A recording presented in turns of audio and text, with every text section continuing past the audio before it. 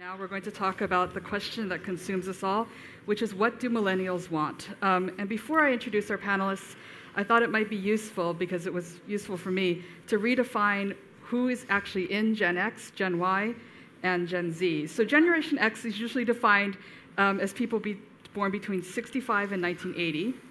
Generation Y, known as the millennials, and we have an actual live millennial on stage. It's not Alex or Marek. I was going to say. It's Marek. We're born between 1981 and, depending on who you ask, the mid-90s to 2000. And they're the first generation to have grown up in an era in which computers were the rule rather than the exception. And Generation Z has some overlap with the millennials, but they're usually defined as anyone born between the mid-90s and 2000, and they are born into a completely digital and social media savvy age.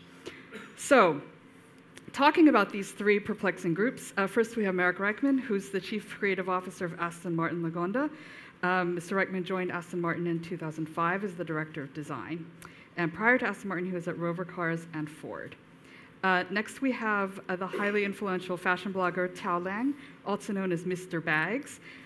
He has 3.15 million followers on Weibo and 800,000 plus on WeChat.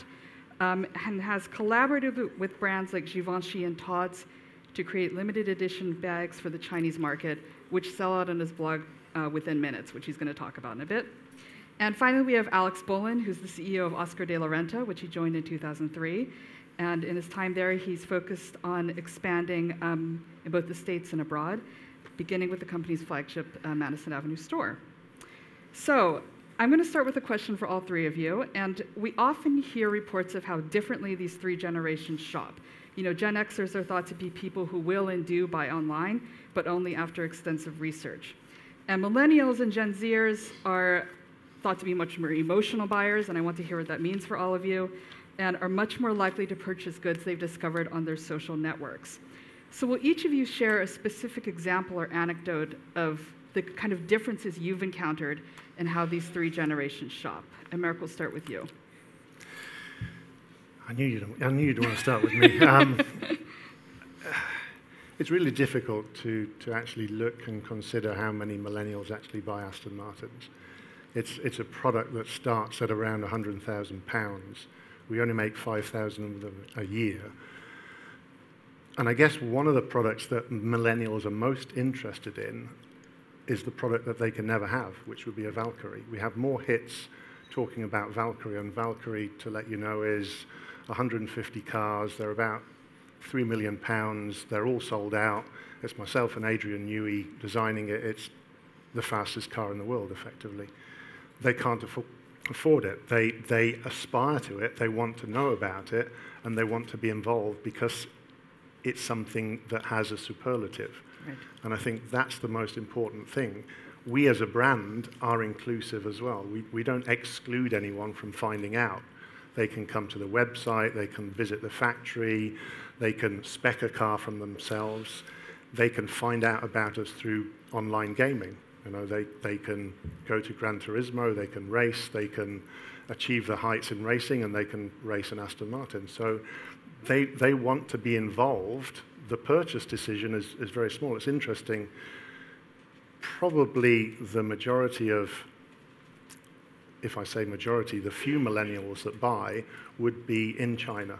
Our normal demographic is around between 45 and 50 in traditional markets. In new markets, it's an average of around 30, and it's in the traditional markets, 95% male, 5% female. And in the newer markets, it's 50% male, 50% female, and they're all under the age of 30. So in the newer markets, where there is no heritage or history, and you're defining the heritage and history, you become a choice.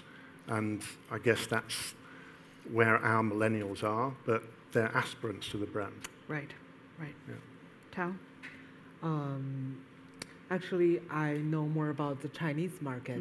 So I think Chinese market is actually very different from any other market in the world. So basically for Generation X, which is almost like my mom's age. Right. They kind of. By the way, Careful. Tao said Sorry. up in the green room, Tao said, my parents are, older. They're like 50. So go on, Tao. Sorry, guys. So actually, for them, actually back then, they not only don't have a lot of access to the internet, they actually do not, attain a lot of money for themselves yet. So actually, when they are buying luxury goods, they heard from their friends that something's really good, then they don't have the power or the access to really test if that thing is a good thing for them. They will just buy it. That's sort of like the time when a lot of Chinese people will go to places like Galerie Lafayette and they just have a list of things they want to buy. Right. And then for my generation, it's like Generation Y. People are more educated in the field of luxury goods.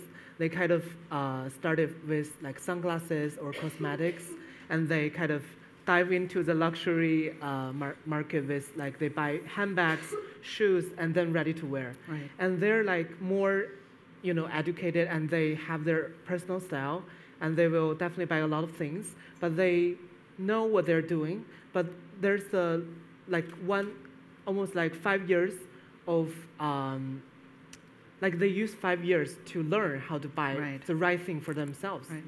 But really, for Generation Z in China, is a generation that even I cannot, fathom or like understand them completely. Like for girls who are working in my Mr. Back studio, the young ones, they just buy whatever they like. Right. So actually, they don't want to buy really expensive things to showcase that they're from a rich family, or they know the taste, and they don't want to show that they have good taste. They have this attitude that they just want to buy anything they feel like it's chic and fashionable, not necessarily a really expensive coat. Right. So I think for Generation Z, really, there's a long way to go to analyze like what really they like. Right. Alex? So gathering my thoughts for this, it struck me that we have a management team led by Gen X. We have a design team led by Gen Y. We have a core customer that is decidedly baby boomer. Yeah. And we have all of us rushing to understand how Gen Z communicates, engages with the world. It's a complicated cocktail, and I think that, as the bartender, the cocktail is a little bit different every day, and the right ingredients to get the, if I'm not torturing the analogy too much, to get the taste exactly right is a case of experimentation. And so, as we develop things that we love, and I think fundamentally targeting things to whether it's baby boomers or Gen X or Gen Y or even Gen Z, if you don't love what you're doing, I think it's destined to fail. I think that we don't make things that are required to sustain life. We don't make things that cure dread diseases. We hopefully make things that people fall in love with, and people decide that they need and want.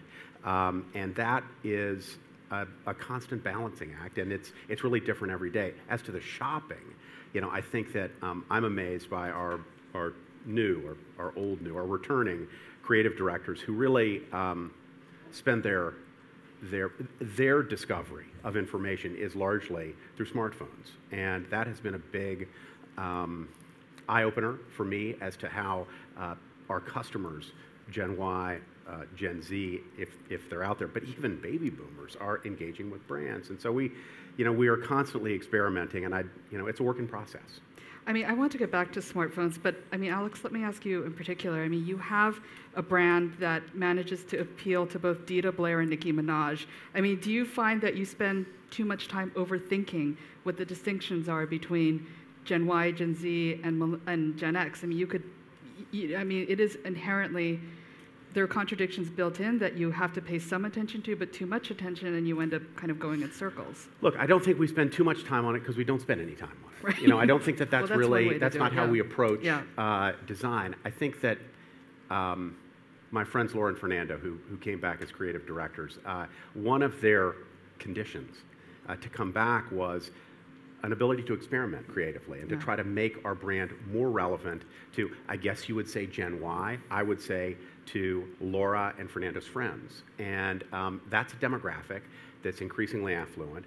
And I told them, sure, let's take it slow and see how it goes. Again, a work in process. We've brought, t-shirts and denim and things that, other brands have been doing for years. These are new to us. And our customers have, whether it's Dita Blair or Nicki Minaj, have responded very well. And I think that that's really the name of the game.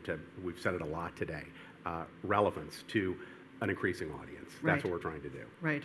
I mean, both you and Marek work at legacy brands, and Tao, you've collaborated with a number of legacy brands to create product. How much does the idea of heritage and history, a brand's heritage and history, matter, do you think, to a millennial buyer? Do they care? Tao, let's start with you. From what I get from my followers, I think they definitely care about heritage. When actually I was always talking about this, like when a girl is thinking about like, am I going to buy this bag? Actually, this decision making is combined with a lot of different reasons. And actually, I think at least 50 or 40% of the reason is because of the brand's, brand story or the heritage. Right. Because, like for example, for a girl who's deciding like, if I'm going to buy this Lady Dior bag, well, definitely because it's the Dior bag. Right. Or I would just go to another market and buy just a plastic bag. Right. So the meaning of the brand and the heritage and the background story is very, very important. Right. But still, there are other reasons to buy this bag. Other reasons like maybe my favorite star recently used this bag, or like maybe the sales is really, really provocative. Like she told me that I wear this bag and I'm beautiful. Right. So there are a lot of reasons, but the heritage is still, I think, the biggest one, even for young girls who has their own fashionable attitude. That's interesting. Marek?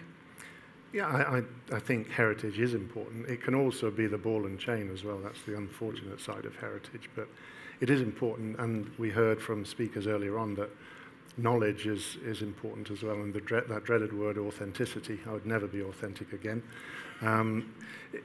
It is important because there is a sense of belonging to the tribe, to the club, and learning more about the tribe and the club.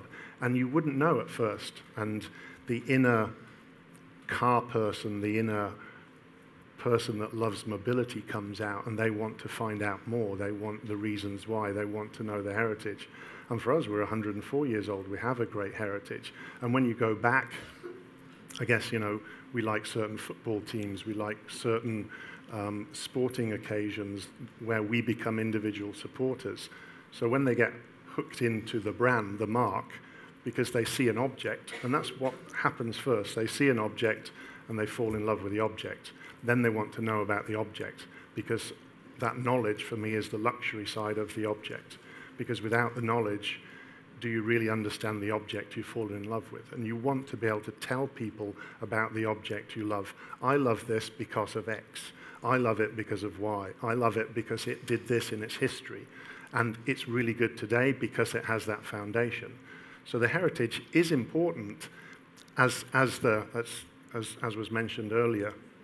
An inch wide and a mile deep is exactly what you want your fans to be, because you want them to grow with you as well forward, and that history and heritage helps them grow forward. So heritage absolutely is important, but if you let it be the ball and chain, that means you can't move forward. It's the worst thing to have.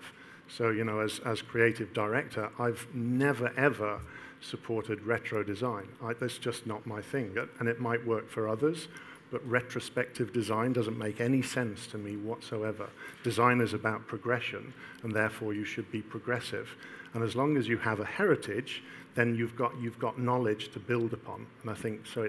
It's important, but it's not a ball and chain. Right. I mean, Alex, you're now going to be having a customer base who, perhaps as they get older, aren't going to know who Mr. De La Renta was.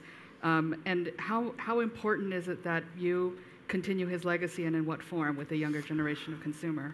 Well, Marek says ball and chain. I would have said, will say, that I think heritage should be worn lightly. I think that, Oscar is somebody who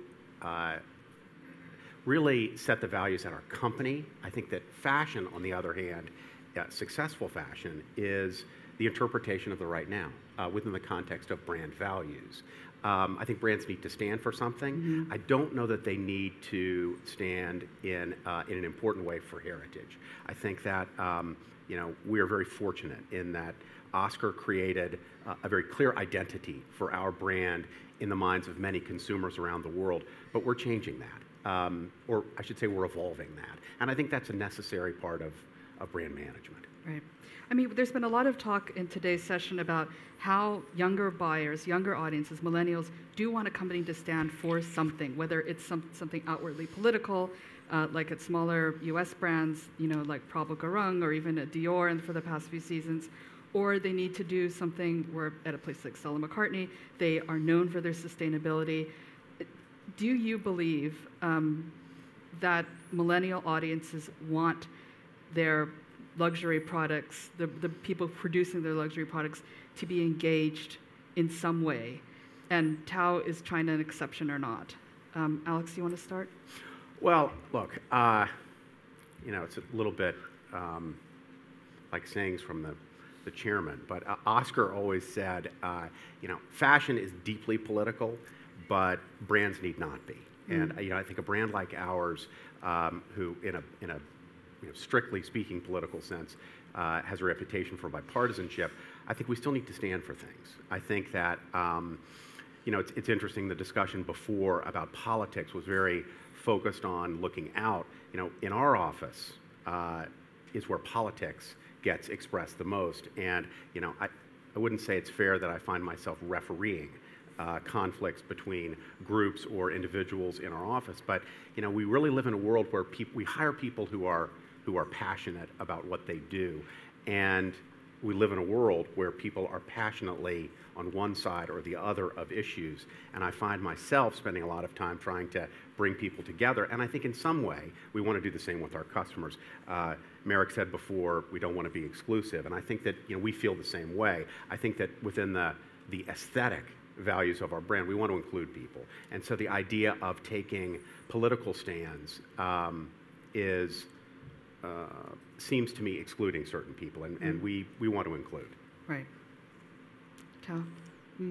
I think for Chinese young people who love to shop, well, a lot of brands right now, they have a certain way of attitude or like political pursuit or something. Actually, that's quite attractive to some of the young people. Oh, really? Because it feels like this brand is very, has its own, like it's not only a brand, it's not something that's built up by a group of people. It actually feels like it's one person who has its own like heritage, but also very strong attitude. But still, for Chinese people right now, even for the young people who looks really, they don't want to hear what their parents say, and they don't want to be with everyone in the same society and act the same. But actually, they're very patriotic, or like they love their nation a lot, and they want to embrace positive energy. So if the energy is with very strong attitude, but it's very positive, and actually it doesn't conflict with the national message, then I think the young people will definitely love that a lot. Oh, that's interesting. But actually those people who looks very, like they don't want to hear what everyone else says, but actually they're not those people who really want to be, they don't like negative information for them. I don't know if I talk about this in a clear way. No. I think that's. Thank you. Marek, what about you? Yeah, I think again, as Alex said, it is important to stand for something, and many brands that have existed for tens of years and 50 and 100 years have gone through difficult and different political situations and still exist today. So you have to stand for something, but I think that neutral bias of not excluding someone because they believe in something else is important as well. So you have to support your employees, your people, to support their views and their vision. And your company sometimes is, or the brand for them is a little bit of, it's relief from the world as well, because you know that the company believes in X and it stands for something, And therefore, you can come with your political or whatever beliefs there are and come to work and enjoy your work and be around people who may think differently, but you both have a common goal. So I think it is important to stand for something as a mark. We're apolitical, if you like, but we always have a plan A or a plan B. Brexit, there was a plan B and a plan A, because it could have gone either way, as we saw. So without that, business would be, we'd be insulting our employees if we weren't thinking it could go either way. The main aim was to stay neutral, to support whoever decided what within the company, and then have a business decision with whichever way things went. But I think for people to believe in your brand, and particularly for millennials to think of you as something aspirational, you've got to be supporting and neutral in a, hey, this is a good thing to put the thumbs up at. And I would pride ourselves in the fact that if you drive one of our cars, most millennials, kids under the age of 10, will put their thumbs up at you. And trying to understand why is one of the hardest things, because there are very few millennials in the room, apart from the gentleman to my right. So, we're always posed the question, what about the millennial? But they're not here listening. They may find out about this, but we don't actually know what they're thinking, because every nanosecond they're being given a different image of the world through Snapchat, their Instagram, whatever it may be, and they're formulating their own views. And at one point, that kind of, the mass will say, this is cool. Yes. And this is cool is great, and then I'll support it, and then I'll find out more about it. Right. And if there's a negative association, you'll turn them off instantly. Right. So that has to be neutral at that point. Right. I mean, Tao, you are from Beijing, you live there now, and you went to college in the States. Do you think that there's a fundamental difference between the way millennials in the United States and Europe consume luxury products and the way they do in China? I think there really is, because when I was in the States, people do a lot of e-shopping too, but they do all the e-shopping through their computers and laptops. Yeah. But actually in China, people do their e-shopping through their phone all the time. And even for people who are like 20 years old, 30 years old, or 50 or 60 years old. And actually recently, the Double 11 festival in China, like in 3 minutes, there's like 10 billion RMB worth of sales, which is crazy. And actually, the method of payment is very different. When I was in the US, the first winter vacation, I got back to China, and everyone in the States are using credit cards. So when I got back to China, then even the McDonald's in Beijing doesn't allow you to pay by credit card. And then I'm like, okay, China is still a little bit behind. But then after 3 or 4 years, when I finally got back to Beijing, everyone is using WeChat payment and Ali payment. So you don't even use, so back then you have a really big, wallet, and then people use card cases. And for now, I only use my phone, so maybe a phone cover is the best. Right. And when I go to the States, everyone is still using credit card. Right. So now I feel like, okay, maybe the US is a little bit behind. Yes. Yeah. And actually, when I go to Tokyo, actually, even the taxis, you can use WeChat payment. Yeah. So I think still there's a lot of differences. And is there are there any, how much are millennials moved by the power of celebrity? I mean, for all of you, are there celebrities with universal appeal, and do you find that millennials respond more positively, or are they more media savvy than the generation before them when it comes to celebrity endorsement or so on? Alex, do you want to start? We have had a deeply schizophrenic relationship with celebrity. I think that on the one hand, our brand is known for red carpet dressing, but we're in the business of actually selling those clothes to customers. And historically, we found that if beautiful celebrity X wore a certain gown, all of the customers who were perhaps in their own minds not quite as beautiful would cancel the orders for those dresses. Really? Because they did not think that they would compare favorably. So I think that as we have transitioned our business into more relevancy towards perhaps Gen Y, even Gen X, we found celebrity to be much more useful. And in particular, things like you mentioned, Nicki Minaj. Nicki Minaj is somebody who's a big fan of our creative directors, and she's actually someone that we've developed a relationship with. So I think that when we find, to use the dreaded authenticity, when we find a situation where we can develop a relationship with someone who happens to be a celebrity and a spokesperson for our brand, we really try to emphasize that relationship. More transactional things are of debatable value. Right. Marek, what about you? Without data, so... anecdotally. Yeah, anecdotally. Yeah. So we've had a relationship with a certain spy for about 50 years. But I don't think many millennials even know who James Bond is. So really? they know who Iron Man is. Yeah, they would know Iron Man, Thor more than James Bond. James Bond has to reinvent himself, and we'll go on that journey with James, hopefully. But it's that's a fantastic relationship that, again, happened over a phone call. There was no drive. This was someone phoning up, wanting to borrow an Aston Martin to put into Goldfinger, and the creative was thinking about using his own car, another brand, a British brand. Phoned up Aston Martin, and a millennial at the time in the office picked up the phone and said, no, I don't think we're interested, and put the phone down. And the manager of the millennial at the time said, who was that? Oh, it was some guy who wants to put our car in a movie called Goldfinger. What? Phoned them back, and hence we've had that relationship since Goldfinger.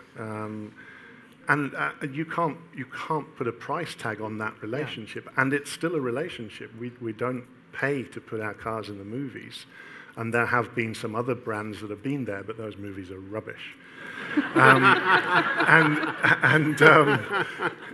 So the last movie, when the car was unveiled, the audience cheered, and when Sam introduced DB10, he introduced it before James because he called it a character within the movie. And that's an important part of that. But as I said, they need to keep up with millennials and make sure that Bond is relevant. Now, other partnerships, so we have that at one extreme, and then we have Max Verstappen at the other end, who is a millennial. He happens to be one of the hottest F1 drivers in existence today. He's the youngest, now 3 times winner of an F1 race. At age 19, he won a race. So we've got this old spy who's getting younger, and we've got this young driver who's getting a bit older. And we have a relationship with Tom Brady in the US and Serena Williams as well. And, Tom's 40, but he's still the best at what he does. And Serena is older. I would never mention a lady's age, but she's older, and she will win again. Right. She's told me, I will win again. So we work with the best. Right. And I think it goes back to my original statement that if you have a superlative, it works for you. So if you have a relationship with people who are seen as the best in what they do, they are geniuses in their own field, then it's a reflection on the brand. Right. Right. Yeah. And Tao, one of the things that you always see at the various fashion weeks are these beautiful young Chinese actresses and influencers getting mobbed by Chinese cameramen. How important is the power of local celebrity there? By which I mean homegrown talent, or are there international stars that continue to have the kind of pull and attraction that they did 20 years ago when China was a new market? For millennials. I think, to be honest, a decade ago or like 8 years ago, Hollywood celebrities are very, very powerful in China. And people really want to dress like them, and people want to have the same lifestyle of them. And people watch a lot of Hollywood movies. Yeah. But for now, really, after the Chinese celebrities become more and more professional, and they have their styling team, they have their photographers and their dress and makeup and everything, they become very influential in China. Yeah. Actually, for now, I think more young people in China, they actually pay more attention to local celebrities dressing and their lifestyle more than the foreign stars. Yeah. Even, actually, they put more attention to those Chinese mainland stars, because like 5 years ago, Hong Kong movies and Taiwan movies are very influential in China mainland. And actually those celebrities are so crazy that, you know, because sometimes we see a luxury brand is working with a Hollywood star, they will try to find someone who has won like an Oscar or who's very senior in this field. But really in China, I think the brand work with celebrities, like one big reason is to drive sales. Because really I have heard so much from my friends who are working for those brands, like maybe one Chinese celebrity, she wear one of the bags and it sold out in 2 days. Yeah. Every store in China. So that's something really happening in reality in China. And, but really it doesn't mean, you know, actually for those celebrities, their followers are not that crazily rich. So they are not the people who are targeted by the luxury brands because they're very young. But, you know, when some other young people who are not that crazily in love with celebrities, they still look at those celebrities' street style and pictures. And if they think that this bag looks good on this celebrity, they will go inside stores and try it. And they will still pay the money and buy the bag. Right, right.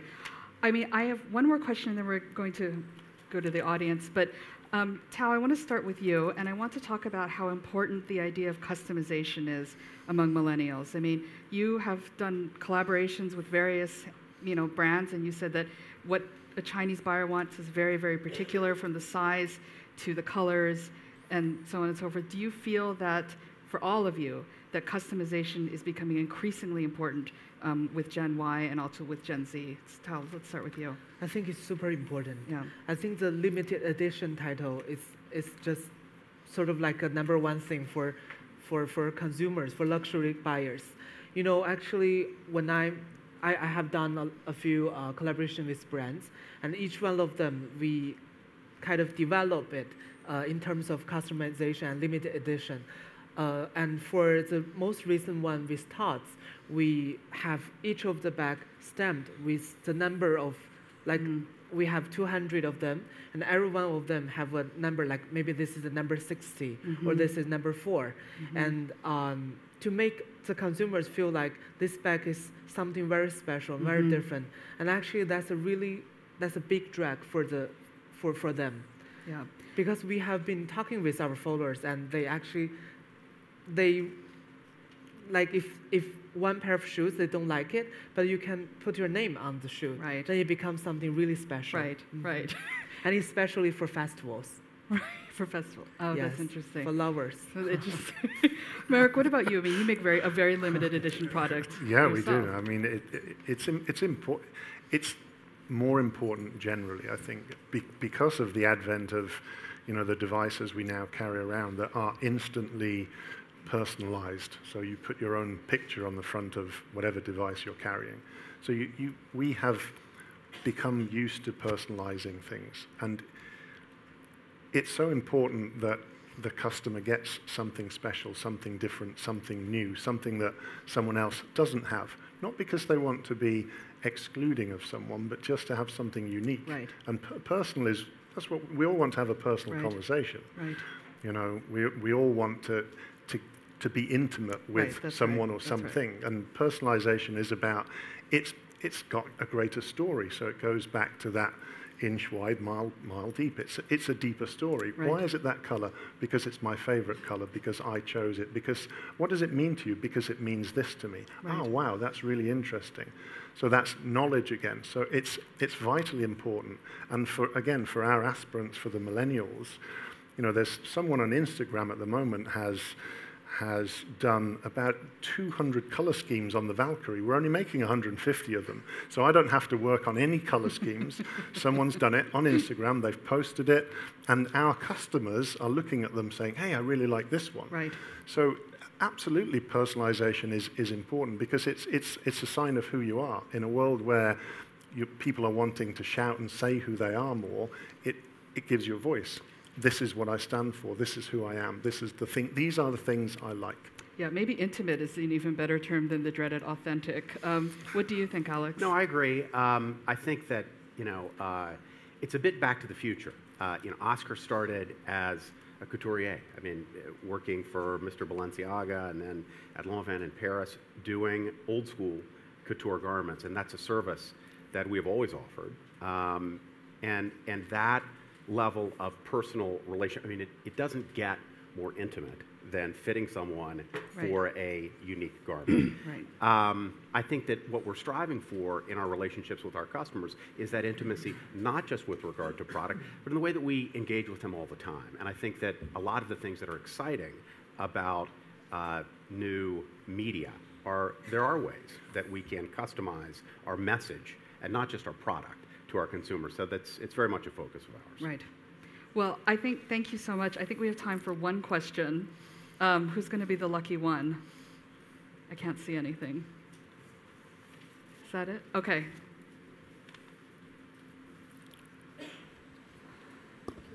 Thank you. It's for Mr. Bag. Yeah, it's for you.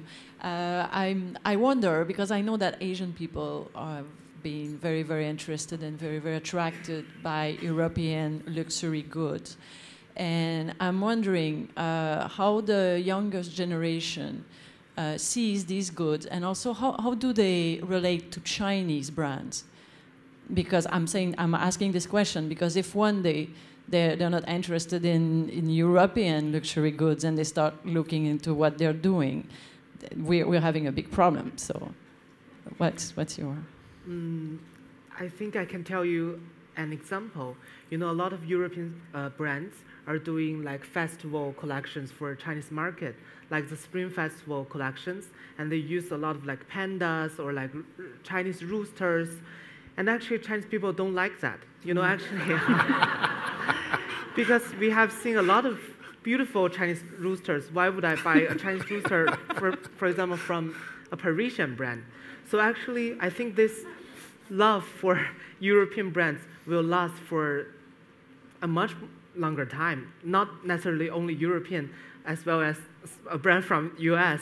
And it's just people love something that's, you know, not something they see every day in their life, something more exquisite or something that's more, you know, just something out of their life. So that if the brand is still in Europe, then it will keep this, you know, this charm or this charisma for Chinese consumers. If the brand makes something really Chinese, then it's the wrong way, actually. Right. Very interesting. Thank you very much. So there you go, no pandas. Well, gentlemen, thank you so much. I wish I could have kept talking to you for longer, especially about millennials, but I just have a quick housekeeping announcement. We have a new addition to the conference. This year we're going to have some interactive sessions in which you can exchange best tools and practices in leadership and culture with your fellow attendees, and you'll also have an opportunity to explore common leadership issues at your table in the breakout room and to learn a problem-solving process you can take home. So please welcome Stephen Baum to the stage, who's going to talk you through how the session will run and what you can expect during and after. So, gentlemen, we're going to clear off, and Stephen will come on. Thank you so much.